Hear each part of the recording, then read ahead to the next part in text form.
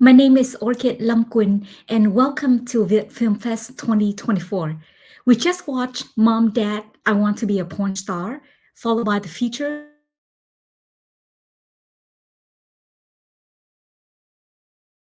watched. Before we begin the Q&A, may I ask our filmmakers to introduce themselves to the viewers at home?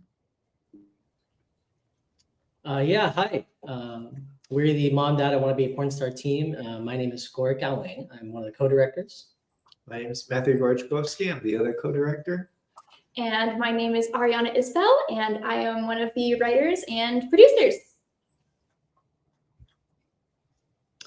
Hi, everyone. Thank you so much for watching the film. My name is Michael Tai, one of the 3 directors of the film Before Sex. I'm also one of the co-writers, and thank you so much. Welcome. All right, let's just get right into it, the topic of sex, right? So what inspired you to explore this particular topic in your film?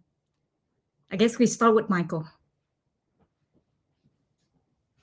So the topic of sex, I think there is a lot to say, especially with our film. You know, I thought it was a really interesting topic to approach through a comedy, and especially a rom-com in Vietnam. I think that's a very rare topic to actually talk honestly and candidly about sexual issues in a mainstream commercial film like this. So I think that was one of the first things that attracted me to the topic.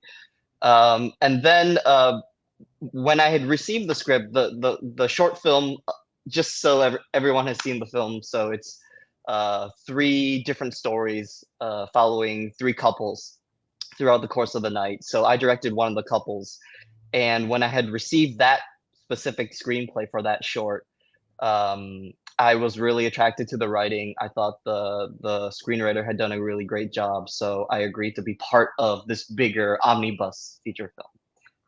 And I really was interested in the way that the 2 main characters, they are navigating relationships. One could be his first one, and then the female character who's jaded and more cynical. So I like the interplay of those 2 characters in that story. Perfect.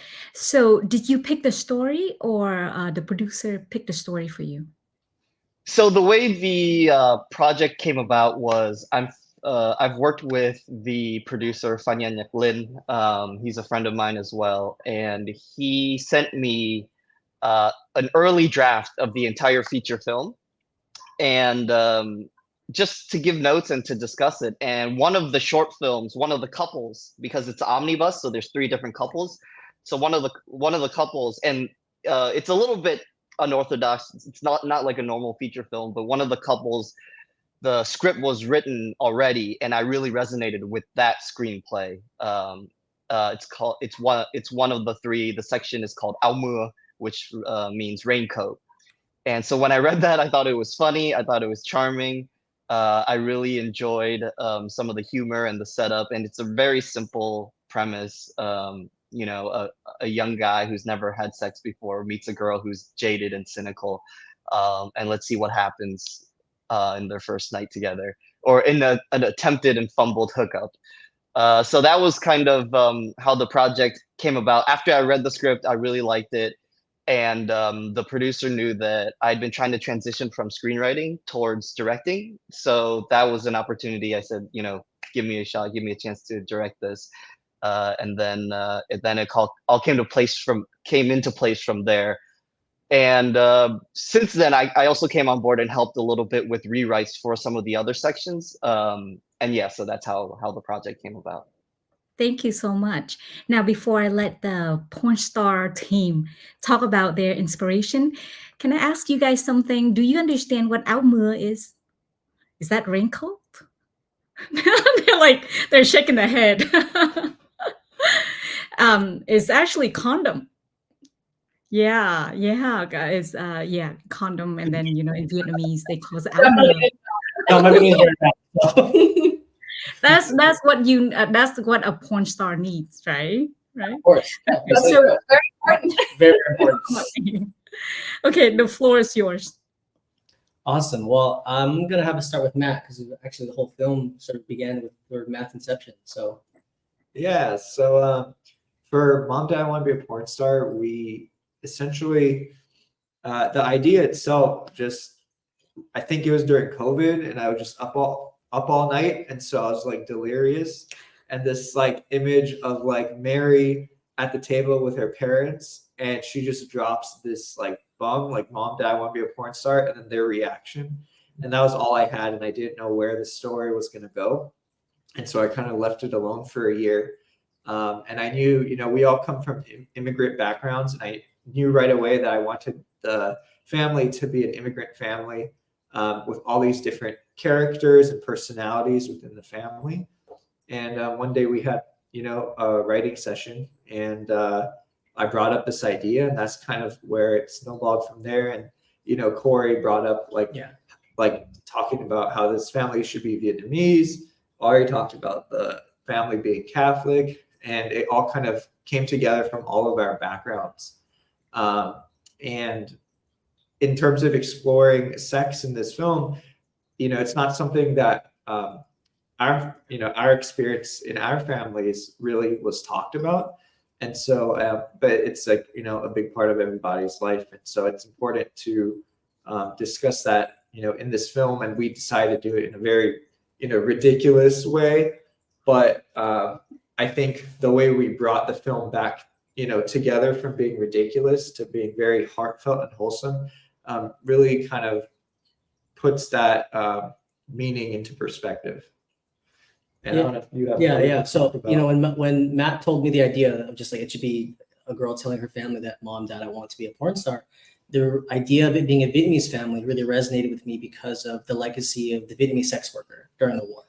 And that was something that I really wanted to sort of grapple with in terms of turning this comedy story into more of a dramedy, and sort of like having very open conversations about sex, like what Michael said, in terms of like my family I never got the talk. My family was very uncomfortable about talking about sex. And so we wanted to take sort of this idea of like making this really absurd, but like a film that makes you think, what if this was my family? Like, what if this is my Vietnamese family? If one of my siblings had told my family that they'd want to be a porn star. So yeah, Ari, you want to share something? I think you guys covered it. Okay. So do you guys show the films to your family? Now do you have to talk? Yeah. So yeah, we were actually we did a friends and family showing, and that was actually really nerve-wracking for me, because so brave. Showing your Vietnamese parent, all of us, immigrant parents, showing them the film that's about sex, it's about sex work, and it's a very sex positive film, and these are not conversations we've had. But I'm happy to say that I speak for all of us. Our families love it. They really resonated because the film, yes, is about Mary telling her family she wants to be a porn star, but ultimately the film is it's that classic AAPI story about an Asian son or daughter, or a child wants to do something outside the norm, right? We've seen lots of those stories, and we wanted to tell that story, but taken to the most ridiculous, the most absurd, So yeah, I'm happy to say that they really enjoyed the film, and actually did spur some conversations about sex and about like openness and about our families. Also, my grandmother plays the grandma in the movie, so that was a great. That is my grandma in the movie. So yeah. She is great in the movie, by the way. She's great. I enjoy watching her so much. Yeah, I actually, when you're an artist, everything that you create, the people around you might think like, oh, is that maybe inspired by me? So I did call my dad in advance, and I was like, hey, when you watch this, you're not the dad, okay? So don't think you are, because he's kind of, in our movie, he's a very like goofy, silly, a little bit of the comic relief character. And I didn't want my dad to feel like I just see him as this completely goofy, ridiculous guy. So I was like, that's not you. But please enjoy it. And they loved it. I was really relieved that they quite loved the movie. Yeah, I understand that you just call it sex positive, but I still believe is a touchy, very hard topic to discuss. So were there any specific challenges in portraying the film's topic respectfully? Yeah, I think the biggest challenge is, you know, none of us have experience as sex workers. And so we knew that going in, and we had lots of discussions about this. So what we did is we actually reached out online to interview sex workers from around the world and get their perspective on things, and, you know, come at it from a more awareness rather than trying to guess, you know, and pretend like we know what we're talking about when we really don't. And so so it was really interesting to speak to all those sex workers and kind of learn about their lives. And we specifically spoke to people whose parents found out either by accident or on purpose. And we got to really be inspired by, you know, their stories. Great. What about you, Michael? Yeah, as far as portraying the topic respectfully, I think one of the most important keys to the production was working with the actors. You know, the story for Almua, Raincoat, it could easily fall into trope because it's kind of two very extreme characters. One is a cynical, jaded girl who's been through a lot of heartbreak, and the other character is a guy who's a virgin. So it could easily fall into kind of pratfalls, and I just wanted the film to not feel like that kind of movie. So when I was working with the actors, I just told them, look, you have to bring your own honesty to these roles. Don't diminish them into just these, you know, archetypes or these stereotypes that we might have in our head about what these types of people are. And then from there, it kind of flowed, you know. Both actors really locked into that idea, you know, bring their own pain as human beings into experiences that might help them, you know, whether, you know, the actor has had issues with relationships or the actress has had recent breakups. I said, just tap into that so we can find something honest about the humor. Mhm. I think Tung is adorable. He is so adorable. He's innocent, but he's a little bit too innocent, don't you think? I'm sorry, it just cut out for a second? Can you repeat the question? Don't you think he's too innocent? Tung is adorable, but don't you think he's too innocent? I think it depends. I've had that question asked before. What does it mean to be too innocent? You know, there's definitely people who have those kinds of experiences. I wanted to be respectful to men as well. I had a radio interview in Saigon where they asked, "Oh, is there such thing as a guy who's in college or recently graduated who's still a virgin?" And I think there is such a thing, you know. And why is that? Why should we speak about that in some sort of way that is maybe, I think it's kind of part of even in Western culture, right? I think that's part of, a man has to be a certain way. And I really like the idea that when we cast the film, the lead actor is actually very charming, very confident. He's a singer. He's kind of like a indie pop singer, folk singer out here. So he's really charming, and he has this confidence, but that doesn't necessarily mean that he needs to treat sex in the way that we think that he would treat sex. He could still be shy, or he could still be unsure of himself, and that's okay. So that was where I was coming from with that character. And yeah, I don't know, maybe he is too innocent, but again, I would question the question itself. What does it mean to be too innocent? Isn't that aren't we placing values inherently in that idea? Yeah. I can see the porn star teams nodding their heads like, yeah, you're right. So that leads me to the next question. Are there any common misconceptions about a topic that you aim to address through your film? Yeah, sure, I could go first. I don't know if there's really common misconceptions, but I think it's circling around what we were just talking about, that you know, we don't have to treat sex as this kind of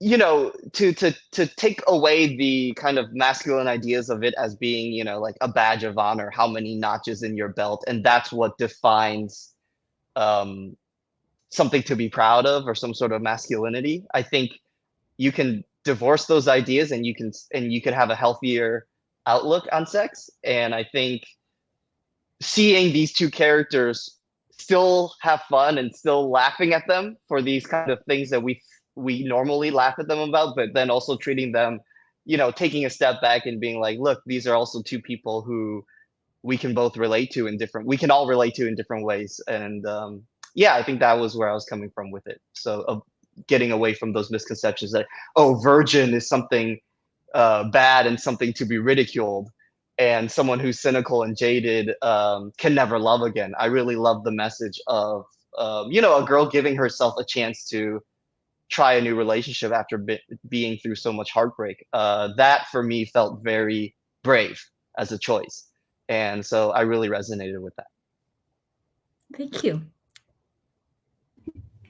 All right, do you want to take this one? Yeah, I'll take this one.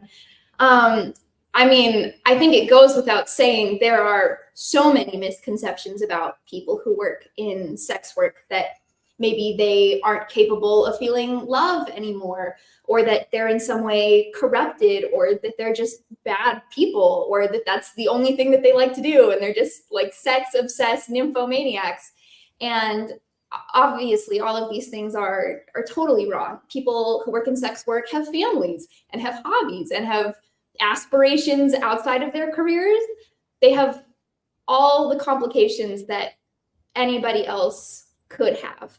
And particularly with religion too, which is the lens that we're looking at it through in this film, people can be very black and white about value and purity, particularly with women and girls. Like, if you have sex once, you are ruined. You're the chewed up piece of gum in the wrapper. You're the crushed flower, right? And that's just not true. And we also wanted to show, like, from the religious perspective, a sin is a sin, regardless of what it is. And nobody is pure and nobody is perfect. And so you're supposed to be forgiving, and you are supposed to understand that everybody has their own complications as a Christian. And as not a Christian, that you have value regardless, and that the sex that you have doesn't change your value as a person, and that all people deserve to be loved, respected, and treated with kindness, especially by their families, of all people. What about you, Corey? What did your grandma say?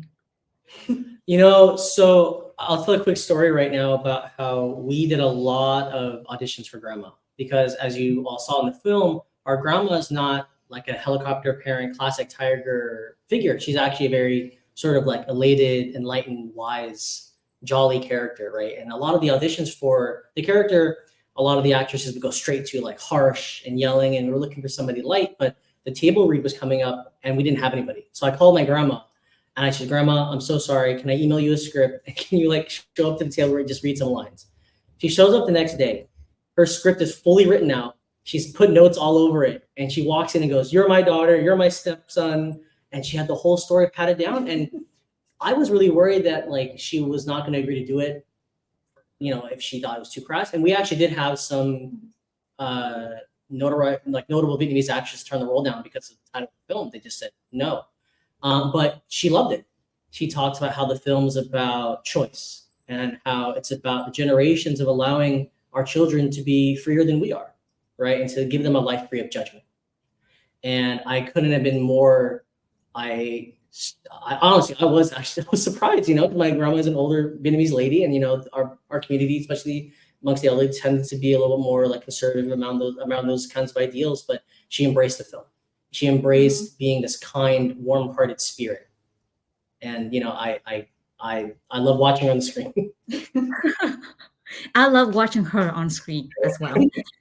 So I guess like the next question, I'm not sure if you can still answer it, because I thought in my mind you probably face a lot of challenges. So did you face any personal or professional challenges while creating this film? Well, I would actually venture to say that besides a couple of people who turned down the role, I would actually say in terms of the filmmaking of it, this was actually one of the smoothest projects I've ever worked on. When I'm not directing, I am a professional cinematographer. I shoot for a lot of companies, do a lot of commercials and films, and I'm so used to adapting myself to other people, other productions, other directors, and that's my job.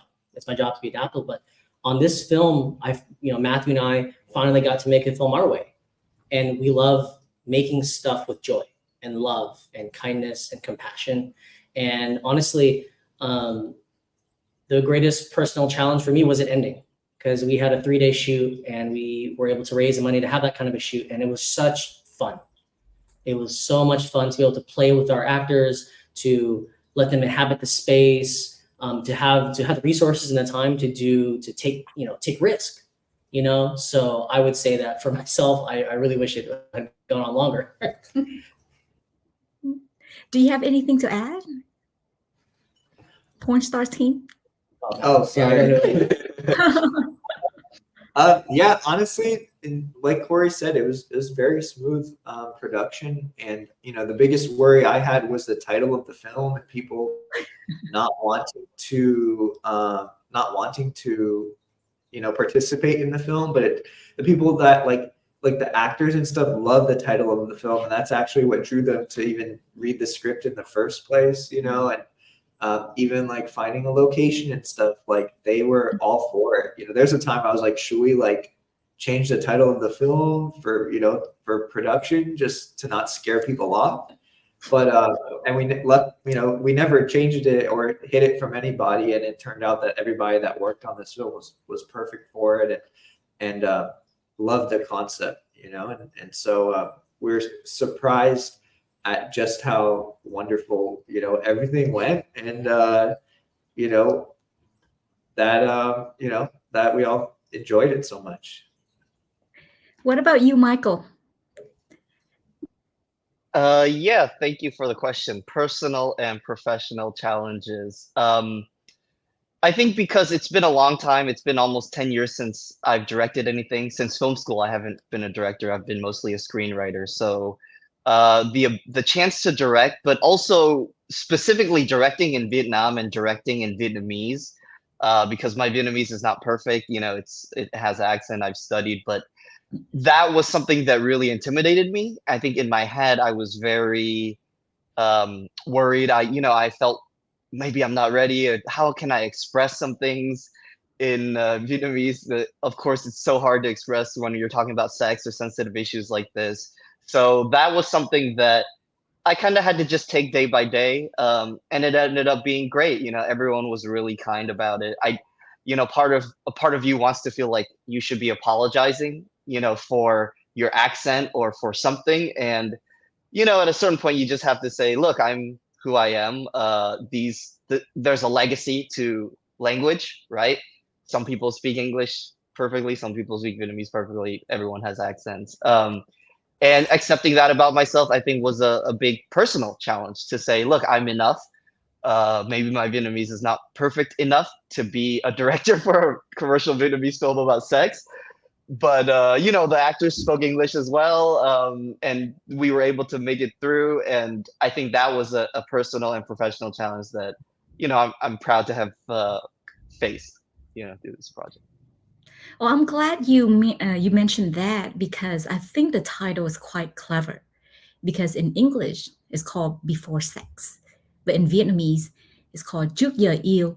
And when I heard yêu, I thought love, right? Mm-hmm. But turn out it's sex, because it's say Trước Giờ, so it's like there's timing in it. So say, oh, okay, this is quite clever, and I'm glad I watched the movie. Say, okay, it's not really about sex, but there are many things. There are relationship, and definitely it's about love. Yeah. So, Yes. Right. That's exactly right. I think I've heard similar comments that the Vietnamese title is a little bit more clever than the English. English is just, oh, it's sex, but Vietnamese has kind of the subtext like, are we actually talking about sex, or are we talking about love and making love and finding love, which is really what the film is about. It's about, sex is just a way to get into the conversation about relationships and meaningful relationships, and how do these young people navigate that journey, right? Yeah, and I think even the English title is clever as well because it say before sex. So in my mind,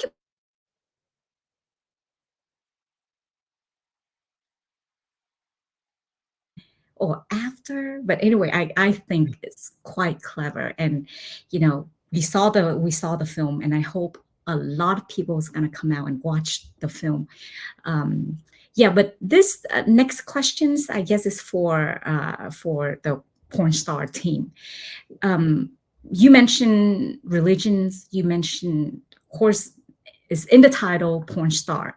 There are quite a few taboo professions in the Asian parents' mind. I repeat, Asian parents' mind. But why did you pick porn stars as the profession to highlight in this film? It's the most extreme on the spectrum that you could choose. Like there's artist, actor, any manner of perhaps financially irresponsible decisions that you could make in your career aspirations, which all of us have made those financially irresponsible career aspiration choices by going into film. So when you think about it, like what's the most risky, the most provocative, what is going to get the biggest reaction? It's got to be porn star. So just taking the idea to its fullest possible extent and seeing it play out. That's why. I would say it's actually really funny because Matt came up with the idea of Mom, Dad, I want to be a porn star as the title and the concept. That happened before the family was even Vietnamese. So it was almost backwards where the profession was already chosen. And then, and like I said before, the previous question about like the legacy of the Vietnamese sex worker, I knew that was a perfect way we could tie these two things together in like the generational healing of it all, right? In those legacies, how we put those sort of subjects together, especially when grandma talks about, when mom says, you were a sex worker because there was the war. And grandma's response is, yeah, but the war is over. And now we can do whatever we want, right? So I think it's less so that I would say we actually picked porn star for, I'd say like the Vietnamese culture part of it. It was more like we already had porn star and we knew that we could write a really touching, heartwarming story with our legacy in mind. Matt, do you have anything to add since you are one of the writers? No, I mean, I think they summarized it perfectly. Yeah. So I'm gonna go back to Tung with Michael because I love this character. I think he's adorable. And remember earlier I mentioned his innocent. So how do you want to capture Tung's innocence as opposed to the other male characters? Yeah. So I love Tung as a character as well. That's one of the things I feel really resonated with me when I read the screenplay for the first time. I think it came first while we were casting. I was trying to figure out what kind of a guy Tung was when different actors would come into the room, and some actors they would immediately read that screenplay or some of the scenes, and they would try to be what they thought a virginal guy having his first time would act like. And that always felt, you could always tell that it was a little bit off, that they were drawing on some sort of things that they had seen or other films or other, mainstream media. So when this actor Tung came in, he's a singer. He just brought his own honesty to it. He just played it like it was an extent. He was, and he's not a professional actor. I think that's one of the things that really made him able to kind of bring his own soul into the role. So when he came in, he just brought a certain honesty to it, and I love that about what he brought to the character. It wasn't anything that I imagined for the character. I didn't know what version of Tung would be. Everyone brings their own kind of energy to it. So when he came in and I talked to him in real life, and I just said, wow, this guy is a confident, charming rock star. And he could be a virgin. Why not? Right? Like maybe, it could be his first time and he could really cherish his first time. Maybe he's been focused on music. There could be a million reasons why he's chosen to hold off, right? Not just because whatever he's, you know, a loser or XYZ. So that I loved about it, and I loved that you could bring a kind of shy artist naivete to his character, and then that became a way to provide some chemistry and some contrast with the other two actors in the other omnibus shorts. That yeah, it just brought a dynamic. You know, once we had the cast, we could all put them together, and then, you know, we worked backwards from there to write the opening scene in the bar, all the directors together, and that's kind of how it came together. So that was how the vision for Tung came into existence. It's a combination of the writing and the actor, and you know, different elements that we were all drawing from, and real life as well. Interesting. So you mentioned that the actor is a singer. Do you have? Are there any songs? His songs in the movie? The one that he plays in the guitar is an original song that he wrote. Originally we were gonna use one of his his music's on Spotify. He's all over YouTube. You know, I can share the links, and we can you guys can check out his music. But that was how I first heard about him, through a mutual friend. He had made some music videos with him.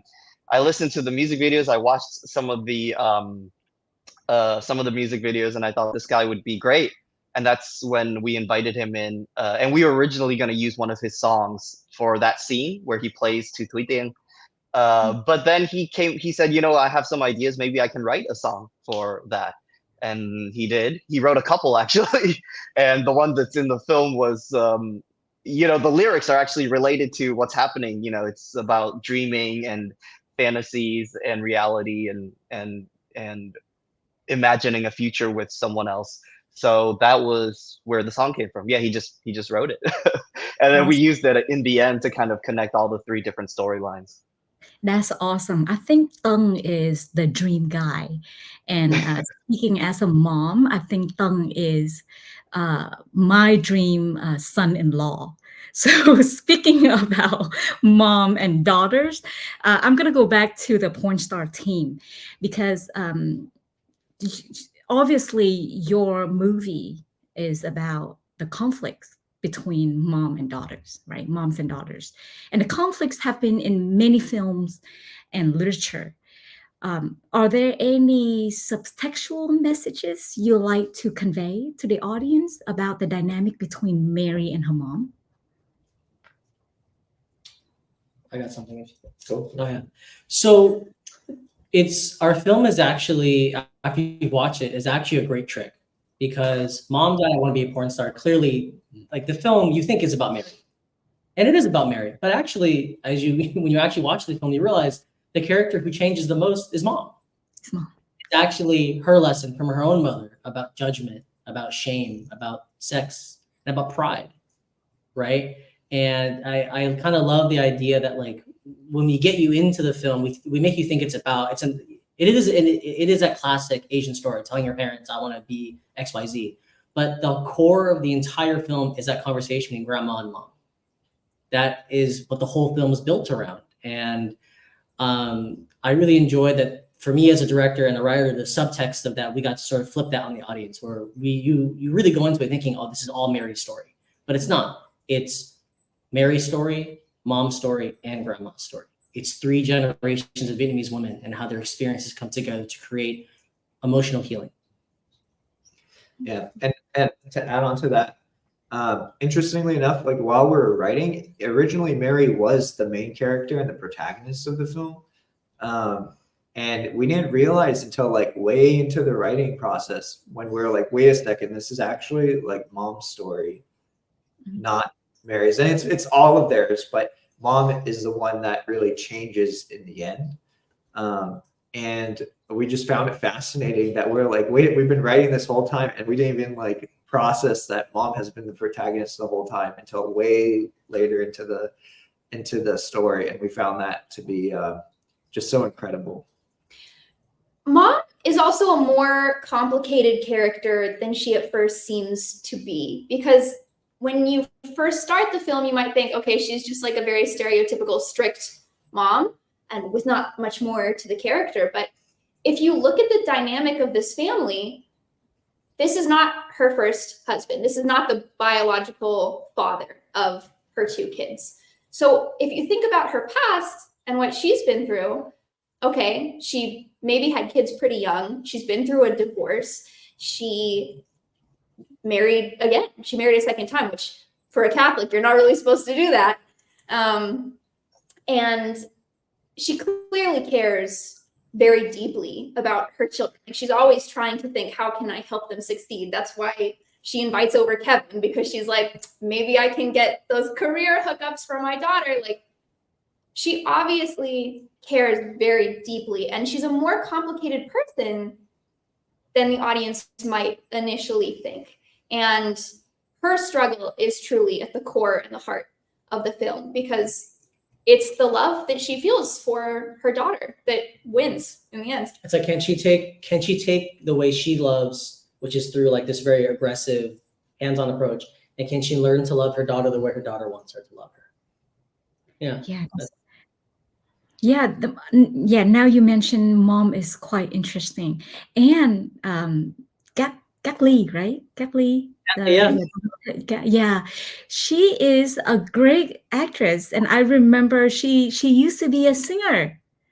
Yeah, right? She still is a singer. Yeah. She still sings. Oh, I'm so sorry. We had to schedule our film around her performing schedule. Oh yeah, I remember her back in the day. She's like, and then she I think she sings like upbeat songs. She's more like a rock star. So not that not like mom in the movie. She's definitely not like mom. No. The real Gap Lee is so adorable, so loving and caring. And I'm sorry, mom is loving and caring, but she's really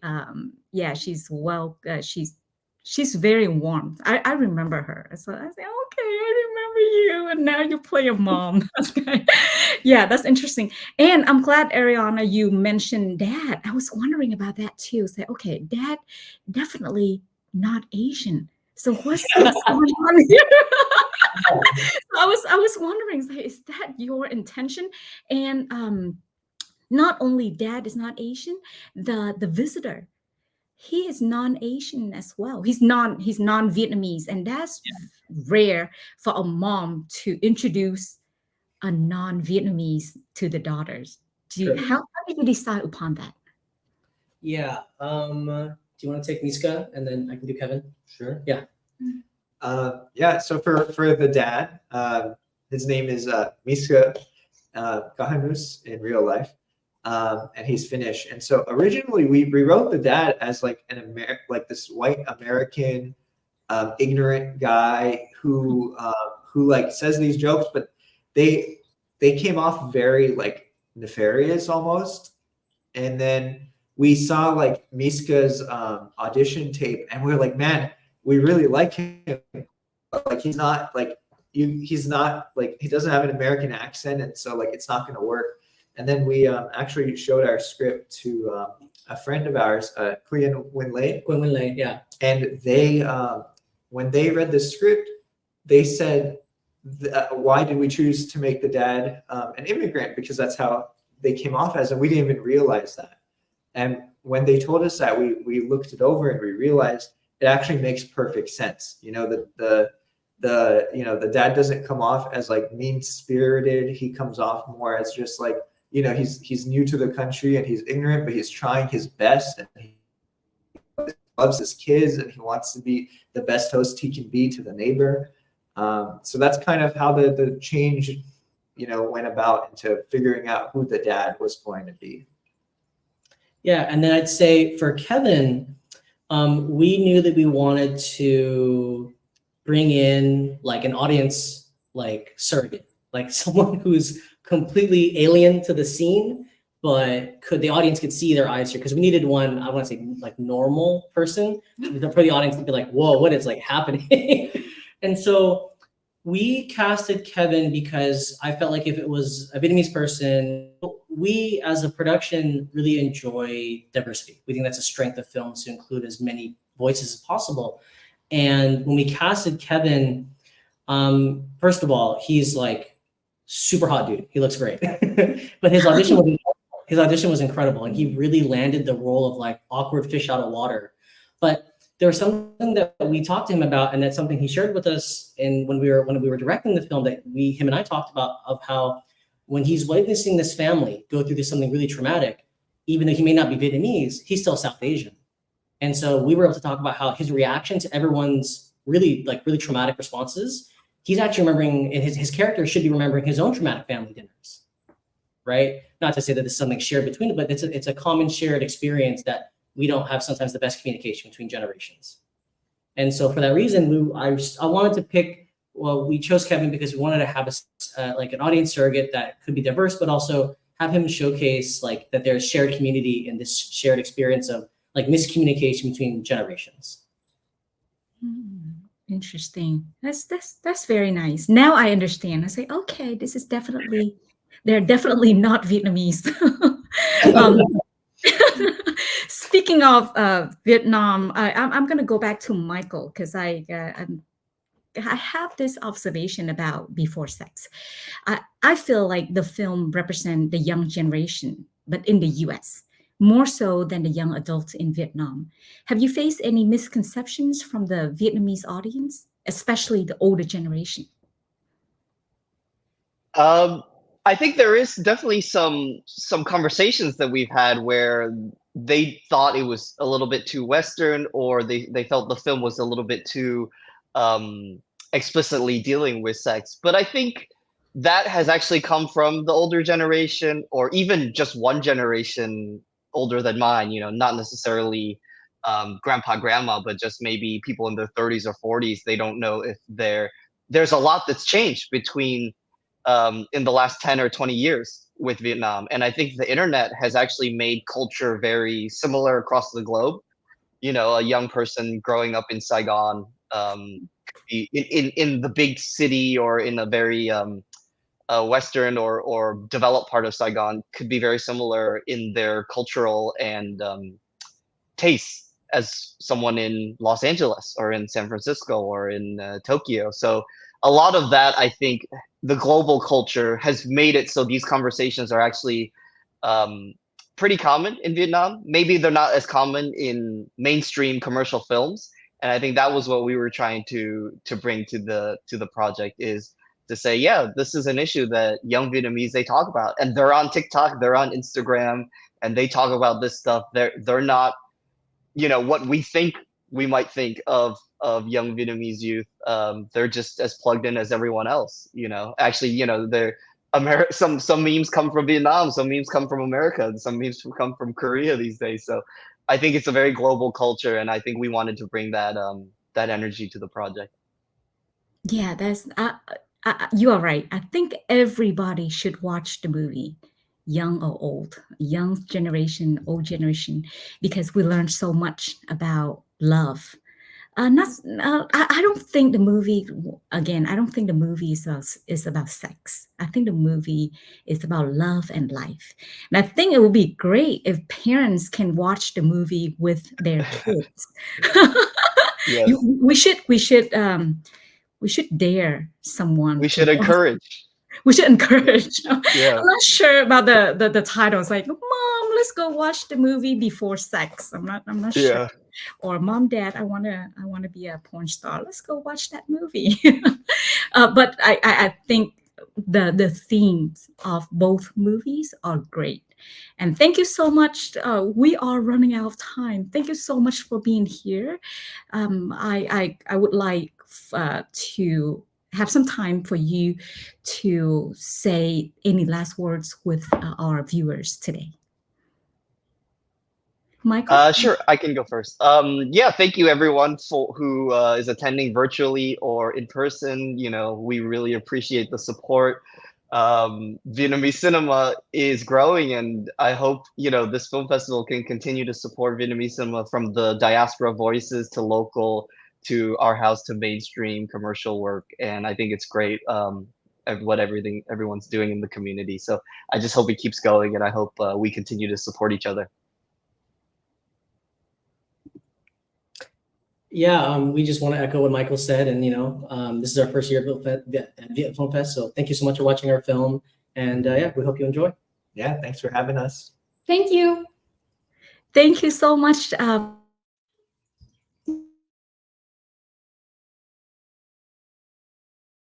lot of people have a chance to watch the two movies, Mom, Dad, I Want to Be a Porn Star, and Before Sex. And please, the viewers at home right now, we can still watch a lot of movies and support Viet Film Fest 2024 all the way to October 20th. Thank you so much, you guys, and I hope to see you again soon.